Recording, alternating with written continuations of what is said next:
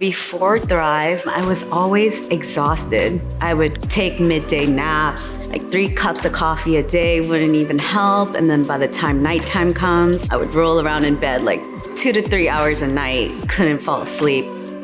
Felt like I couldn't really physically be truly present in the moment with my daughter just because I was always so tired. At that point in my life, I just realized I really needed to do something about it. I had no idea what Thrive was. I thought it was just weight loss, but immediately when I took it, I felt the mental clarity, the energy. I was cooking and cleaning, and I was in such a great mood, just up and about. I even noticed a change in my daughter just because I'm able to be more fully present with her. I see the change in her too, and that's great.